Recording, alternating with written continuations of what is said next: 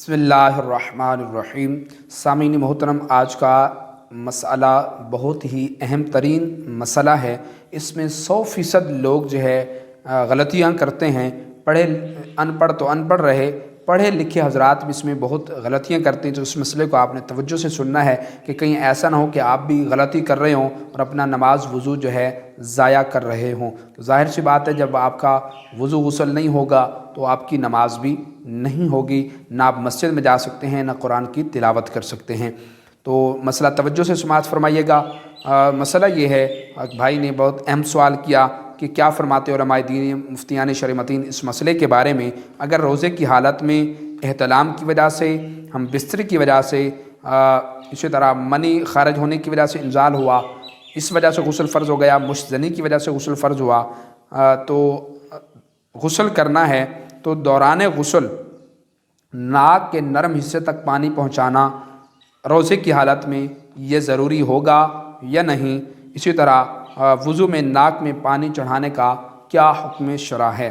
मैं पहले आपके सामने इस मसले की तहक़ीक़, कुछ हवालाजात आपके सामने रखूँगा और आखिर में आपको इसका जवाब दूँगा। तो लिहाजा आपने तवज्जो से सुनना है ताकि आपका मसला अच्छी तरीके से समझ आ जाए, क्योंकि हमने ये कई बार मसला बयान किया तो बाद हमारे पढ़े लिखे हजरात भी बग़ैर हवाला जात के इस बात को तस्लीम नहीं करते। तो लिहाजा इसलिए कुछ तमहीद बांधूँगा और उसके बाद फिर मैं इंशाअल्लाह आपको इसका जो है तफसीलन जवाब दूँगा। तो आइए तमहीद सुनते हैं। इस मुतल्लिक़ क्या तमहीद है। कुल्ली करना, अच्छी तरह मुँह का अंदरूनी हिस्सा धोना और नाक के दोनों नथनों में तमाम नरम हिस्से को धोना। नरम हिस्सा यानी नाक की सख्त हड्डी शुरू होने से पहले तक है। गुस्ल के ये दो अहम तरीन फ़राइज़ हैं, जबकि वज़ू में ये दोनों अमल सुन्नते मुअक्कदा हैं। इतनी बात में रोज़ेदार और गैर रोज़ेदार का कोई फ़र्क नहीं है। ठीक है, यहाँ कई हमारे पढ़े लिखे हज़रात भी गलत मसला लोगों को बता रहे होते हैं कि रोज़े होने की हालत में अलग मसला है और गैर रोज़े की सूरत में अलग मसला है।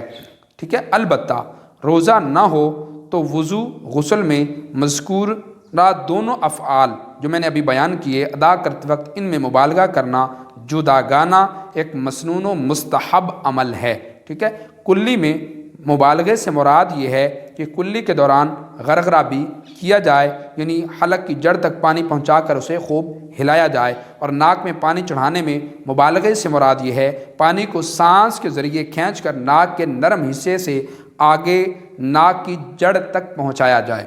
ठीक है, जबकि रोज़ेदार के लिए वज़ू गुस्ल के दौरान कुल्ली करने और नाक में पानी चढ़ाने के हवाले से जो मसला बयान किया जाता है, उसमें कई हमारे अहबाब बड़े पढ़े लिखे अहले इल्म हज़रात भी गलती करते हैं कि वो कहते हैं कि ये जो है मुबालगा करना जो है हदीस पाक के मुताबिक मुबालगा करना ये मकरूह है। ठीक है, अब जिस चीज़ को वो मकरूह कह रहे होते हैं, ठीक है, अब मकरूह किस चीज़ को कहा गया यहाँ? मुबालगे को। ठीक है, इसी तरह हदीस मुबारक में वो जो पढ़ते हैं सुनाते हैं कि हदीस मुबारका के अंदर जो है मुबालगा करने के हुक्म के जो हुक्म दिया गया उसमें रोज़ेदार को मुस्तस्ना किया गया, यानी रोज़ेदार के लिए वहाँ हुक्म अलग बयान किया गया है कि वहाँ आपने मुबालगा नहीं करना। तो मुबालगा करना अलग चीज़ है, फ़र्ज़ अदा करना ये एक अलग चीज़ है। ठीक है, तो अच्छा, वो वहाँ फिर क्या लॉजिक बयान करते हैं? वो लॉजिक ये बयान कर रहे होते हैं कि अगर रोज़ा होने की हालत में ये कुल्ली करेगा और गरगरा करेगा तो हलक की जड़ से नीचे पानी उतरने का ख़तरा है, तो लिहाजा इससे रोज़ा टूटता है। ठीक है, रोज़ा टूट जाएगा अगर हलक से नीचे पानी उतर गया। अच्छा, इसी तरह वो कहते हैं कि अगर हम पानी सूंघ कर नाक की जड़ तक पहुंचाएंगे और पानी गलती से अगर मुमकिन है कि दिमाग तक पहुंच जाए, तो अगर दिमाग तक पानी पहुंच जाएगा तो ज़ाहिर सी बात है कि रोज़ा टूट जाएगा। ये लॉजिक उमूमी तौर पर बयान कर रहे होते हैं। अच्छा, इसी तरह तनवीरुल अब्सार दुर्र मुख्तार में है, यानी गुस्ल के फ़राइज़ में ये है कि पूरा मुंह अंदर से धोया जाए और नाक को यहाँ तक उसमें जमी हुई रींठ के नीचे हिस्से तक को धोया जाए और बाकी सब बदन को धोया जाए।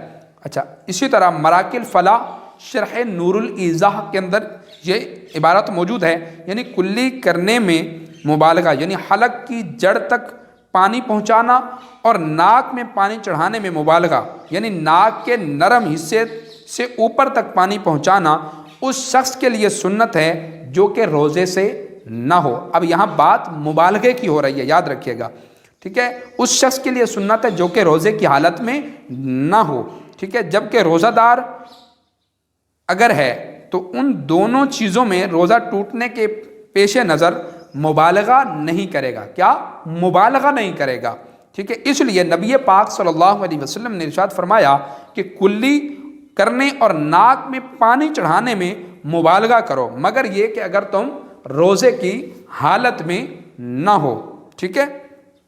اگر آپ روزے کی حالت میں تو آپ نے مبالغہ نہیں کرنا۔ مبالغے کی تعریف یہ ہے کہ مبالغہ کہتے کس کو ہیں، ٹھیک ہے۔ تو کلی میں مبالغے سے مراد یہ ہے کہ کلی کے دوران غرغرہ بھی کیا جائے، ٹھیک ہے، کلی کے دوران غرغرہ بھی کیا جائے، یعنی حلق کی جڑ تک پانی پہنچا کر اسے خوب ہلایا جائے، ٹھیک ہے۔ اور ناک میں پانی چڑھانے میں مبالغے سے مراد یہ ہے کہ پانی کو سانس کے ذریعے کھینچ کر ناک کے نرم حصے سے آگے ناک کی جڑ تک پہنچایا جائے، یہ ہے مبالغے کی تعریف، جس کو ہم کہتے ہیں کہ کلی کا مبالغہ اور ناک کا مبالغہ۔ اچھا، اسی طرح علامہ طحطاوی علیہ رحمہ آپ فرماتے ہیں یعنی کلی کرنے اور ناک میں پانی چڑھانے میں مبالغہ کرنا معتمد قول کے مطابق وضو اور غسل دونوں میں سنت ہے۔ اچھا، اب اسی طرح سید اعلیٰ حضرت امام اہل سنت شاہ مولانا امام احمد رضا خان فتاوی رضویہ میں آپ تحقیق اپنی پیش کرتے ہیں اور فرماتے ہیں کہ ناک کے دونوں نتنوں میں جہاں تک نرم جگہ ہے، یعنی سخت ہڈی کے شروع تک دھلنا غسل میں یہ فرض ہے، اور یہ یوں ہی ہو سکے گا کہ پانی لے کر سونگے اور اوپر کو چڑھائے کہ وہاں تک پہنچ جائے۔ لوگ اس کا بالکل خیال نہیں کرتے، اوپر ہی اوپر پانی ڈالتے ہیں کہ ناک کے سرے کو چھو کر گر جاتا ہے۔ بانسے میں جتنی جگہ نرم ہے اس سب کو دھونا تو بڑی بات ہے۔ ظاہر ہے کہ پانی کا بالطبع میل نیچے کو ہے، ٹھیک ہے نا، یعنی جب ہم پانی ناک میں لیتے ہیں تو پانی نیچے کو آتا ہے، اور اوپر بے چڑھائے ہرگز نہیں چڑھے گا۔ افسوس کہ عوام تو عوام، بعض پڑھے لکھے بھی اس بلا کے اندر جو ہے وہ گرفتار نظر آتے ہیں۔ کاش آپ فرماتے ہیں کہ استنشاق کے لغوی معنی پر ہی نظر کرتے تو یہ اس آفت میں نہ پڑتے۔ استنشاق سانس کے ذریعے کوئی چیز ناک کے اندر چڑھانا ہے، نہ کہ ناک کے کنارے کو چھونا۔ وضو میں تو خیر اس کے ترک کی عادت ڈالنے سے سنت چھوڑنے ہی کا گناہ ہوگا کہ مجمع و استنشاق بمعنی دونوں وضو میں سنت موقدہ ہیں، یعنی ناک میں پانی چڑھانا اور کلی کرنا یہ وضو میں جو ہے سنت موقدہ ہیں، اور سنت موقدہ کے ایک آدھ بار چھوڑ دینے سے، ترک کرنے سے اگرچہ گناہ نہ ہو، ٹھیک ہے، عتاب ہی کا استحقاق ہو، مگر بار بار اگر سنت موقدہ چھوڑے گا تو بار بار ترک سے بلا شبہ انسان گنہگار ہوتا ہے۔ تاہم وضو تو ہو جاتا ہے اور غسل تو ہرگز ہی اترے گا ہی نہیں، یعنی غسل تو ہوگا ہی نہیں جب تک سارا منہ حلق کی حد تک اور سارا نرم بانسا یعنی ناک کی جو نرم جگہ ہے سخت ہڈی کے کنارے تک پورا نہ دھل جائے، ٹھیک ہے، آپ کا غسل ادا نہیں ہوگا۔ یہاں تک کہ علماء کرام فرماتے ہیں اگر ناک کے اندر کثافت جمی ہو تو لازم ہے کہ پہلے اسے صاف کر لے، ورنہ اس کے نیچے پانی عبور نہ کیا تو غسل نہیں ہوگا۔ مطلب یہ ہے کہ اگر آپ غسل کے دوران ناک میں جب پانی چڑھاتے ہیں تو ناک کے اندر جو رینٹ وغیرہ میل وغیرہ جمی ہوئی ہے پہلے اس کو صاف کریں۔ اگر میل کے اوپر سے پانی گزر گیا اور جسم کی سطح کو پانی نہ لگا تو آپ کا غسل ادا نہیں ہوگا۔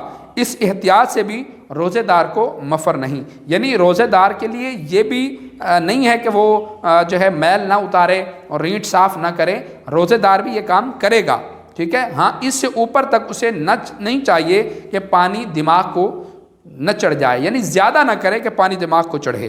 غیر روزے دار کے لیے بھی یہ عمل سنت ہے، یعنی غسل کی سنتوں میں سے یہ بھی ہے کہ غیر روزے دار ناک کے نرم حصے سے اوپر تک پانی پہنچانے میں مبالغہ کرے، ٹھیک ہے۔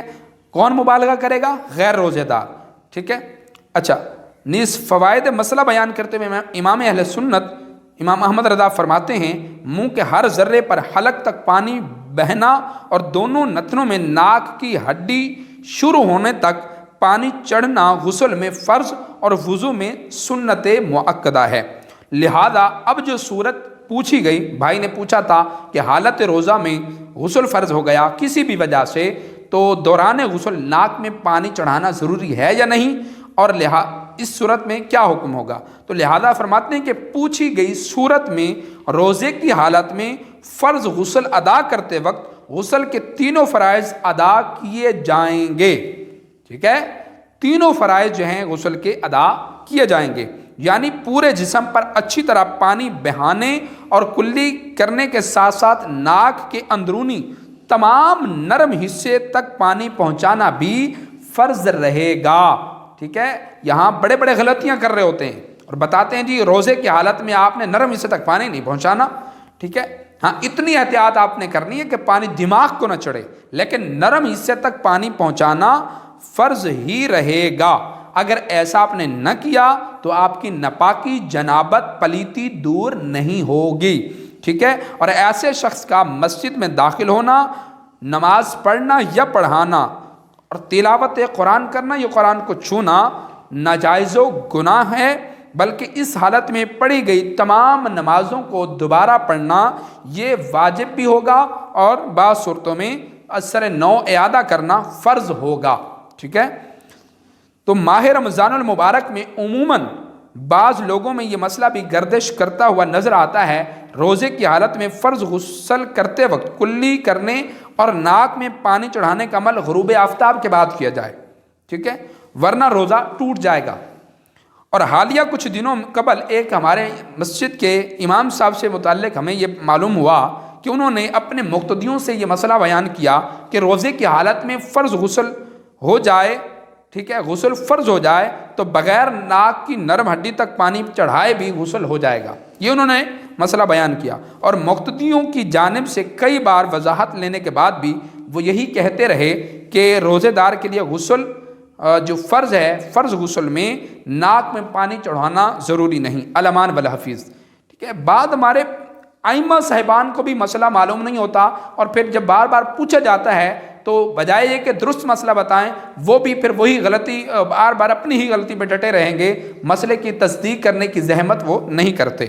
ٹھیک ہے، تو یہ جو مسئلہ ہم نے بیان کیا، دینی دونوں باتیں دینی درست تعلیم سے ناواقفیت و جہالت پر دلیل ہے۔ ان غلط مسائل بیان کرنے کا نتیجہ یہ نکلے گا کہ عوام ان کے کہے کے مطابق فرض غسل ادا کریں گے اور نمازیں پڑھ کر مطمئن ہو جائیں گے کہ روزے بھی محفوظ رہے اور نمازیں بھی ادا ہو گئیں، جبکہ فرض غسل ادا ہونے کے باعث نمازیں اصلاً ادا ہی نہیں ہوں گی بلکہ ان کے ذمے پر باقی رہیں گی۔ یاد رہے کہ اپنے حسب حال دینی ضروری مسائل و احکام سیکھنا ہر خاص و عام مسلمان پر جو ہے فرض ہے۔ ٹھیک ہے، عام عوام کے مقابل مذہبی طبقے اور بالخصوص مساجد کے ائمہ کرام، حفاظ اور مؤذنین اور خادمین کے لیے جو ہے ضروری مسائل سے درست آگاہی ان کی ذمہ داری کا مزید بوجھ بڑھاتا ہے۔ ٹھیک ہے، کیونکہ عام مسلمان اپنے روزمرہ کے دینی ضروری مسائل کبھی کبھار مذہبی طبقے سے ہی وابستہ افراد اور ائمہ مساجد سے بھی پوچھ لیتے ہیں اور اکثر پوچھتے ہیں اور ان کے بتائے ہوئے جواب کے مطابق عمل پیرا بھی ہو جاتے ہیں۔ یاد رہے اگر اپنی اٹکل سے مسئلہ غلط بتایا جائے تو اس کا وبال بہت سخت ہوگا۔ غلط مسئلے کے مطابق لوگ عمل کرتے رہے تو اس پر جہاں وہ خود بھی گناہ گار ہوں گے، وہیں اپنی اٹکل سے غلط رہنمائی کرنے والے ائمہ مساجد بھی گناہ گار ہوں گے۔ اور حدیث پاک میں اس فعل کی سخت مذمت بیان کی گئی ہے۔ نبی کریم علیہ الصلوۃ والسلام نے ارشاد فرمایا، جس کو بغیر علم کے فتویٰ اس نے دیا، یعنی جس کو بغیر علم کے فتویٰ دیا گیا تو اس کا گناہ اس پر ہے جس نے اس کو اس کا فتویٰ دیا۔ ٹھیک ہے، مولا کائنات علی المرتضیٰ شیر خدا فرماتے ہیں، جس نے بغیر علم کے فتویٰ دیا اس پر آسمان و زمین کے فرشتوں کی لعنت برستی ہے۔ اس لیے جو افراد اپنی نادانی اور شرعی احکامات سے ناواقفیت کی بنا پر اٹکل سے عوام کو یہ غلط مسائل بتاتے رہے ہیں کہ روزے کی حالت میں فرض غسل کرتے وقت کلی اور ناک میں پانی چڑھانے کا عمل غروب آفتاب کے بعد کیا جائے ورنہ روزہ ٹوٹ جائے گا۔ روزہ دار کے لیے غسل فرض ہونے کی صورت میں ناک میں پانی چڑھانا ضروری نہیں ہے، ان پر لازم ہے کہ وہ اپنے ان غلط مسائل بیان کرنے سے توبہ کریں اور عوام کو درست مسئلے سے آگاہ کریں اور کسی مستند سنی صحیح العقیدہ عالم دین و مفتی صاحب سے علم دین حاصل کریں، اور جب تک علم دین اچھی طرح حاصل نہ کر لیں شرعی مسائل ہرگز بیان نہ کریں۔ ٹھیک ہے، بزرگ فرماتے ہیں اگر اتنی بات کہہ دی جائے کہ مجھے اس مسئلے کا علم نہیں ہے تو یہ بھی آدھا علم ہے۔ اللہ کی بارگاہ میں دعا ہے رب کائنات ہم سب کو اپنا وضو غسل درست سیکھنے سمجھنے اور اس پر عمل کرنے کی توفیق عطا فرمائے۔ السلام علیکم ورحمۃ اللہ وبرکاتہ۔